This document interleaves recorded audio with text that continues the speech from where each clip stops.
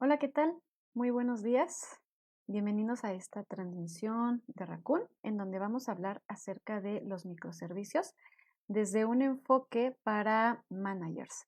Si tú eres un manager que ahorita tienes un producto que se está desarrollando y por ahí te están sonando estos temas de que necesitamos escalar, necesitamos evolucionar hacia los microservicios y no estás muy seguro de qué estamos hablando, entonces quédate en esta transmisión, vamos a hablar de qué son y vamos a dar las principales características de estos microservicios.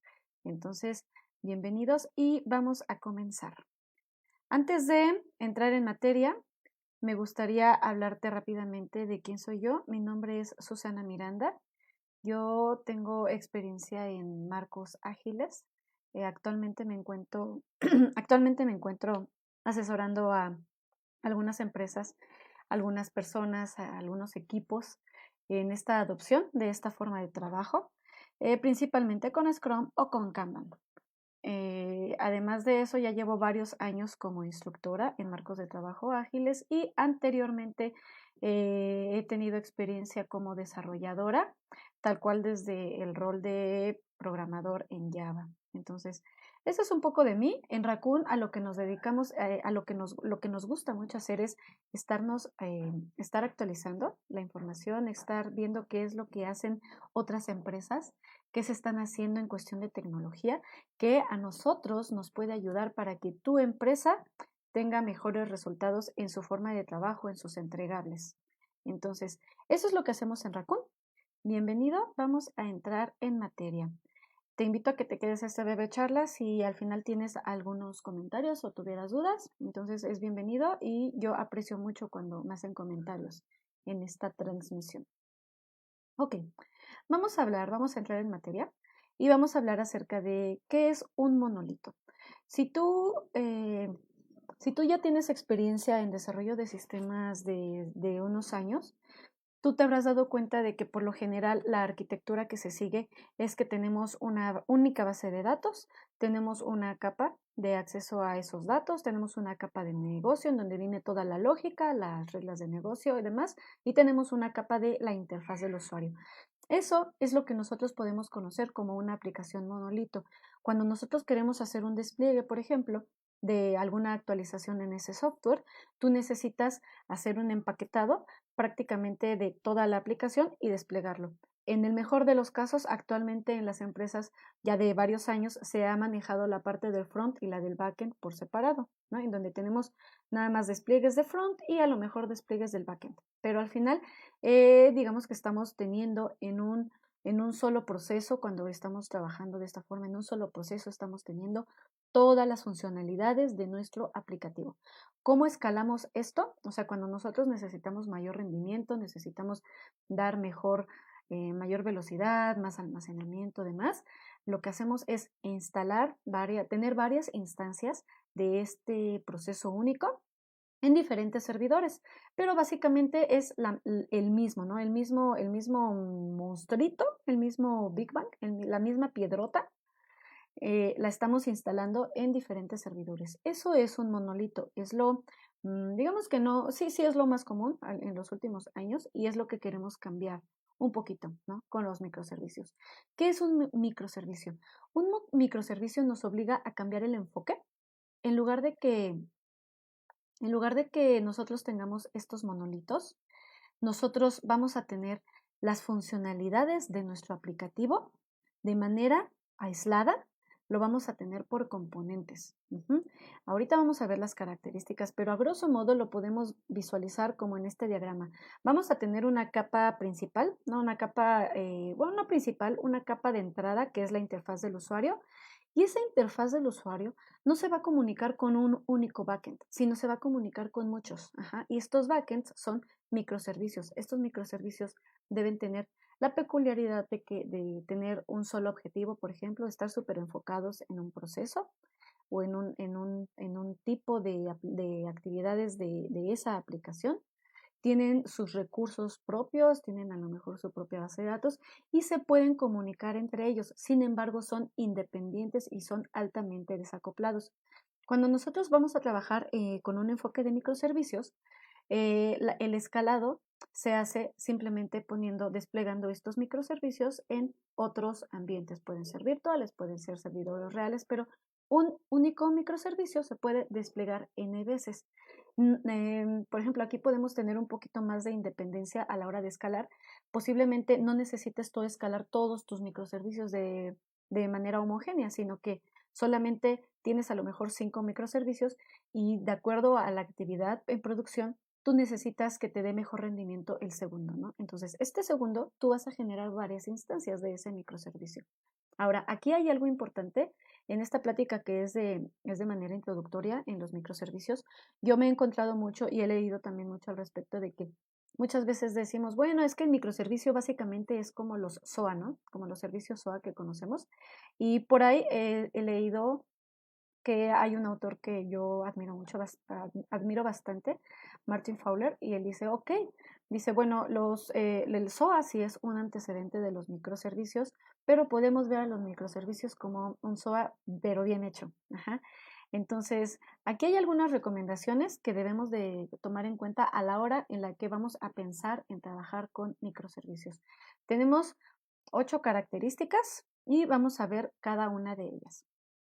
La primera de ellas, componentización de servicios. Cuando nosotros eh, hacemos, por ejemplo, cuando tú utilizas un componente en tu aplicación, en general, ese componente es independiente. Puedes establecer cierta conexión con ese componente, pero en general tiene un procesamiento único, tiene entradas y te genera una salida. Y básicamente pues, son como piezas de Lego. Ajá. Posiblemente si está, funciona tu sistema y si no está, también puede llegar a funcionar. Entonces, de esta manera, si nosotros buscamos que en lugar de tener un gran paquete para nuestro backend de la aplicación, en lugar de que tengamos ese pequeño monstruito y que si queremos hacer un pequeño cambio en un módulo, tengamos que desplegar todo eso, si todo eso lo modularizamos y lo hacemos en microservicios, entonces es más fácil el mantenimiento. Si nosotros en determinado momento vamos por ejemplo, a desarrollar funcionalidades temporales que no van a permanecer para todo el tiempo de vida de la aplicación, pues también nos conviene tener microservicios. Si tenemos ciertos módulos en nuestros aplicativos que requieren constantemente actualizaciones, pues eso conviene a lo mejor irlo separando en un microservicio. Entonces, si tú ahorita en tu producto de software estás manejando un monolito, no es estrictamente requerido que pases todo tu aplicativo a microservicios.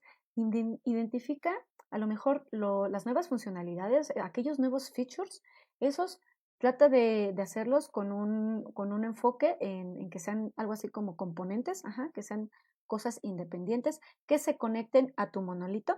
Y si tú comúnmente estás haciéndole mucho mantenimiento a ciertas partes de ese aplicativo, trata de sacar esa parte y entonces que tu parte del front, que se empiece a comunicar con ese microservicio, para que gradualmente vayas tú quitándole esa carga a tu monolito y dejes de hacer esos despliegues tan pesados.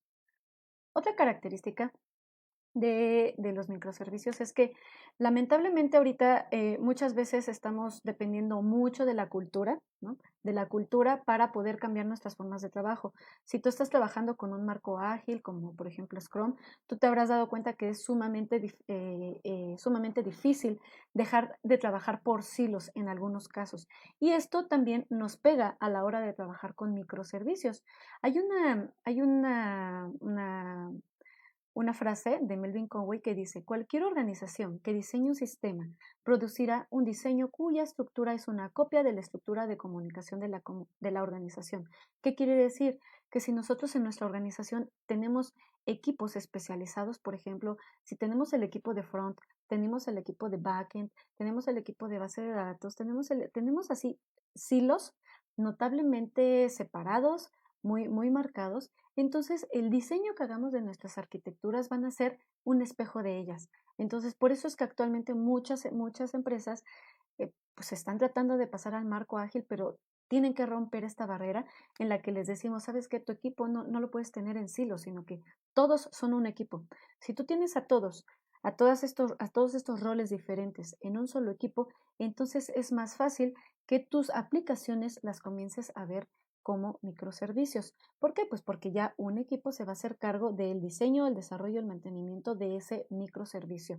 Ya no vamos a trabajar por capas separadas en donde los de desarrollo pues le echen la culpa al front, estamos trabajando, incluso hay empresas en las que el front lo tienen, por ejemplo, es una empresa cliente, tiene proveedores para su software y tiene una empresa para que le desarrollen el front, tiene una empresa que le desarrollen el backend, tienen personal interno para la base de datos, entonces ahí estamos trabajando por silos, va a ser muy difícil que podamos generar microservicios, entonces si quieres trabajar con microservicios definitivamente tienes que voltear a ver a la cultura de tu organización. Otra característica, cuando trabajemos con microservicios debemos de pensar en productos, más no en proyectos. Muchas veces tenemos a las personas asignadas a más de un proyecto, por ejemplo. Las tenemos 50-50, 30-30-70 o las tenemos hasta en 3, 4 proyectos. Ok, esto no puede ocurrir. ¿Cuál es la recomendación si quieres pasarte a hacer microservicios?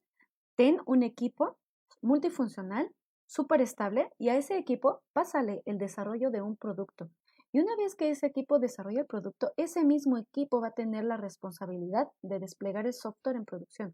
O sea, ya no debe de funcionar como lo estamos haciendo ahorita, de que existe el área de operaciones, entonces los desarrolladores, testers, hacen su desplegable y le avientan la pelotita a operaciones, ¿no? Y operaciones a ver cómo puede, lo despliega y también le da mantenimiento. Eso ya no debe pasar con los microservicios. El mismo equipo que lo desarrolló debe ser el mismo equipo que lo despliegue en producción y el mismo equipo que le dé mantenimiento. Aquí estoy poniendo una imagen de Vegel Borgs porque él dice, tú lo construyes, entonces tú lo corres. ¿A qué se refiere?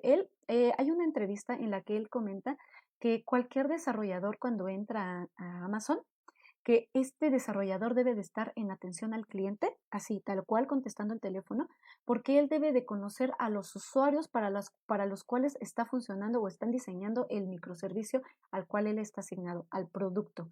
Entonces, esto es un cambio total, ¿no? Si de por sí estamos pensando en que el desarrollador debe de involucrarse con el área de negocio, aquí con microservicios es no solo te involucres, o sea, sírvele también al cliente, empápate de cómo se comporta, conócelo. Si es una abuelita la que se está comunicando porque le quiere comprar, por ejemplo, un libro a su nieto que va a la universidad, es importante que tú lo consideres para tu microservicio. Si tú eres un chico de 20 años, entonces es importante que también conozcas a ese chico. Bueno, si el cliente es ese chico, que lo conozcas para que tú puedas realmente hacer un buen desarrollo, una nueva innovación de tu microservicio pensando en esas personas, porque ya no van a estar, ya no va a estar la capa, ¿no? Esa capa a la que le podemos encargar eso, sino que es el mismo equipo que lo va a desarrollar, ¿ok? Esa es otra característica. Otra característica es que los microservicios están hechos para que básicamente la comunicación que existe entre ellos sea tonta, o sea, lo más básica posible. ¿A qué me refiero? Que no debe de haber un procesamiento extra o un acoplamiento entre estos microservicios. Básicamente un microservicio es independiente, recibe una solicitud, tiene un montón de cosas que hace por dentro, puede generar varios procesos y genera una respuesta. Entonces, más allá de que recibe una solicitud y produce una respuesta, no necesita otro tipo de interacción, por ejemplo, con otros componentes. O sea, es totalmente independiente y además con los microservicios debemos de tratar de utilizar los protocolos más sencillos. Ajá. Por ejemplo, protocolo REST, que es para los web services. Entonces, es importante que cuidemos esto, no enfatizar tanto en el tratamiento que se le va a dar a la información o qué tanto se tienen que acoplar estos microservicios.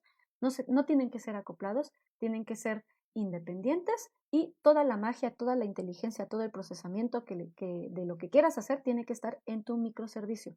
Ajá. Por eso tu microservicio debe de ser sumamente inteligente, debe de cumplir su función y debe estar enfocado en una sola tarea para que no tenga estas dependencias, ¿ok?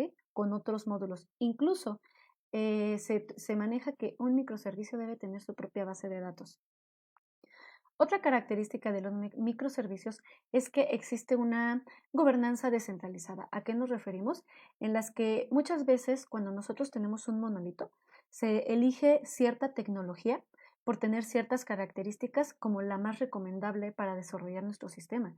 ¿Y qué es lo que pasa? Que pues ese sistema luego va evolucionando, se necesitan nuevos features, pero la tecnología luego que se está utilizando ya no es la más recomendable, ¿no? Ya no es la que más nos ayuda. Entonces, aquí, en lugar de que nos ayude la tecnología, pues nos está poniendo un stopper. A mí en alguna ocasión, por ejemplo, sí me pasó que estuve participando en la actualización de una banca en línea y esta banca estaba hecha en Java 2.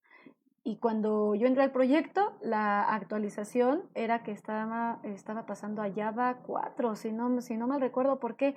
Porque la infraestructura, porque otros procesos no soportaban una versión superior. Entonces, si nosotros tenemos monolitos, precisamente estamos pensando que una sola herramienta es un martillo, ¿no? Y con eso vamos a poder arreglar todos los problemas, vamos a poder implementar todas las funcionalidades requeridas de la mejor manera, y no es así.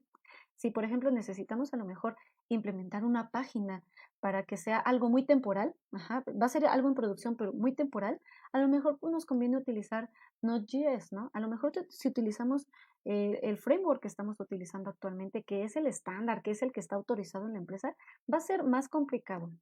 Se le va a tener que invertir más tiempo, más esfuerzo. A lo mejor si necesitamos hacer cosas de automatización, pues Python nos puede servir mucho. O por ejemplo, Firebase, ¿no? Para la parte de la base de datos. Muchas veces también aquí entra la parte de que toda la base de datos existe una gran base de datos para toda la aplicación. Bueno, los microservicios, en teoría, deben de poder cada microservicio tener su propia base de datos. Aquí podemos utilizar Firebase, ¿no? Es muy, muy fácil utilizarlo. Por ejemplo, Netflix, no sé si ustedes sabían, pero Netflix tiene open source.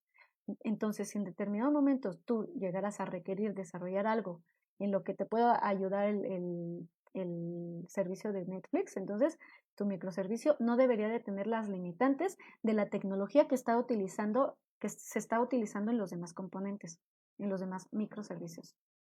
Otra característica es que la gestión de los datos es descentralizada, a comparación de en las aplicaciones monológicas en donde prácticamente tenemos una base de datos enorme con n mil tablas. Esas tablas son muy grandes, tienen que estar normalizadas porque si no se muere una base de datos cuando se hace una consulta. O sea, tú, al igual que yo, sabrás los problemas que existen cuando tenemos estas bases de datos enormes y que muchas veces no se diseñan de la mejor manera, o que aunque se diseñen de la mejor manera, llega un momento crítico para ellas en las que es tanta ya la operación en la que se tiene que estar haciendo magia, ¿no? Prácticamente para que estén rindiendo al 100%.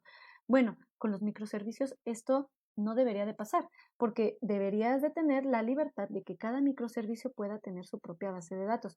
Obviamente aquí surge otro tema, ¿cómo haces la compatibilidad de los datos o que la redundancia? Aquí hay otras técnicas que en algún momento trataré en estas charlas. Sí se tiene que cuidar eso y sí también hay técnicas, y si lo pueden ver como una desventaja, sí podría ser. El hecho es que trabajando con microservicios debería de traernos más ventajas que desventajas. Entonces, si a nivel aplicativo, si esto lo podemos ver así, el dibujito que les estoy poniendo aquí en la presentación, eso es la interfaz del usuario, lo que está hasta arriba. Cada uno de las cajitas es un microservicio. Aquí estamos viendo que el microservicio verde tiene su propia base de datos, el gris también, y hay dos microservicios que están compartiendo base de datos. Entonces, de esta manera, si nosotros necesitamos hacer cambios, va a ser más fácil porque estos cambios son más independientes. Si necesitamos hacer un cambio en la base de datos, si necesitamos cambiar el motor de la base de datos, entonces debe de ser más fácil porque no hay una dependencia con todo lo demás de la aplicación. ¿Ok?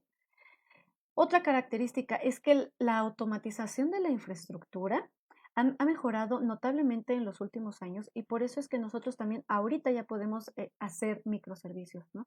Anteriormente, por ejemplo, la virtualización de los ambientes, crear ambientes era un tema de hacerlo a mano, ¿no? Entonces, eso de generar un ambiente era prácticamente un trabajo épico. Entonces, una vez que un ambiente nos quedaba, lo más normal era que pues ahí pusiéramos nuestro monolito, ¿no? Todos nuestros procesos, todo nuestro aplicativo ahí. Y darle mantenimiento a ese servidor es una tarea complicada, costosa y no es tan fácil, ¿no? No es tan del día a día, y por eso es que tenemos esas ventanas de mantenimiento en las empresas cuando vamos a hacer un nuevo despliegue. Con los microservicios, lo que nosotros podemos hacer es crear nuestros ambientes a demanda. Este tema de infraestructura como código es un tema muy recurrente en DevOps y nos ayuda mucho toda esta automatización de la infraestructura porque si nosotros tenemos un monstruo, evidentemente configurar un ambiente, ¿no? Hacer un script que nos esté cargando n veces el mismo ambiente va a ser sumamente complicado. Pero si nosotros tenemos un microservicio que está muy enfocado a cierta cosa, tiene su base de datos, entonces crear las condiciones del ambiente que necesita ese microservicio es más sencillo. Y entonces vamos a tener scripts, diferentes scripts para generar diferentes ambientes, diferentes entornos, dependiendo del microservicio que queramos nosotros desplegar. La penúltima característica acerca de los microservicios es que están diseñados para el fracaso. Y aquí yo les he platicado en otras charlas acerca de DevOps, acerca de Netflix. Netflix tiene muchas prácticas, es un pionero en este tema de DevOps, junto con Amazon y Google. Una de las cosas que ha hecho Netflix muy interesantes, y si ustedes buscan en internet Chaos Monkey, este es un proyecto que ellos desarrollaron para que de manera aleatoria su Chaos Monkey les tira los servicios en producción. Ajá. Ellos antes, cuando empezaron, ellos tenían un monolito. Después fueron migrando a tener microservicios, pero los microservicios deben de ser relicientes al fallo. Ajá. Como tenemos tantos componentes ahí funcionando, entonces el sistema debe de poder funcionar en determinado momento si se me cae esta pieza o si se me cae esta pieza. Entonces, en aras de que nosotros podamos ir practicando, Netflix generó el Chaos Monkey. Entonces, obviamente, si nosotros tenemos un monolito, eso no lo podemos hacer, porque ¿cómo simulas que matas prácticamente al monstruito, ¿no? A la nave, o sea, al 100% del aplicativo? Eso no es, pues no es viable, ¿no? No es rentable para eso. Pero si nosotros tenemos microservicios, sí que se puede hacer porque estás matando de manera aleatoria solamente algunas partes de ese aplicativo. Si tú lo quieres ver de alguna forma, eh, eh, por ejemplo, Amazon es una paginota que tiene un montón de funcionalidades. Bueno, hay un microservicio para cada una de las cosas que funcionan en esa página. Por ejemplo, la que te hace las consultas de los productos en general, es un microservicio el que te hace la sugerencia de los productos que, te podrían interesar con base en tu historial. Es otro microservicio el que te muestra las ofertas, por ejemplo.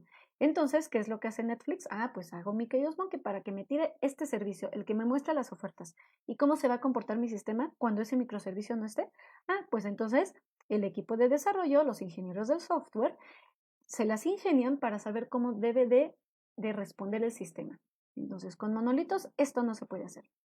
Ahora, eh, una pregunta, ¿los microservicios entonces son la solución a todos nuestros problemas? ¿Son una bala de plata? Entonces, vámonos todos a hacer microservicios.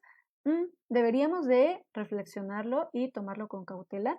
Definitivamente las cosas en la actualidad están cambiando a un ritmo muy acelerado. El software necesita irse adaptando diferente a como lo venía haciendo a lo mejor hace unos 30, unos 40 años. Ahorita necesitamos nosotros poder hacer cambios, ¿no? De manera más rápida, porque no solamente se necesita, sino que ya se puede. La tecnología ya nos deja hacer ese tipo de cambios más rápidos, más en caliente. Entonces, es cuestión de que tú evalúes. Si tu monolito te está dando muchos dolores de cabeza cada que se hace un despliegue, entonces vamos a evaluar por qué por qué hacemos despliegues grandes. Ajá, ¿por qué metemos muchos cambios en un monolito? Ok, a lo mejor identifiquemos esos módulos, esos procesos que son los que más requieren actualizaciones, ¿no? en nuestra aplicación. Esos de manera gradual vayámoslos sacando a microservicios. Y si vas teniendo nuevos features, para ellos desarrollando velos desarrollando en una arquitectura de microservicios. Entonces, esto te puede servir mucho utilizándolo con responsabilidad, no solamente utilizarlos porque son el framework, el marco, la arquitectura de moda. Entonces, este es el contenido de la charla. Básicamente es una charla breve. A mí me gustaría saber si tienen algún comentario ya sea ahorita o después de esta transmisión. Y pues ya, básicamente yo no veo que existan comentarios. Entonces los dejo aquí con un anuncio parroquial. Mi nombre es Susana Miranda. Los dejo aquí con un calendario de cursos que tenemos en Raccoon. Tenemos curso de certificación 2 en 1, Scrum Master más Product Owner a finales de este mes. Tenemos los siguientes 15 días curso de DevOps Essentials, en donde vemos acerca de la cultura y las prácticas básicas que se deben de seguir en DevOps. También tenemos cursos de management y un curso de User Story Mapping online en Udemy grabado por mí. Listo, entonces muchas gracias por tu atención y nos vemos a la próxima.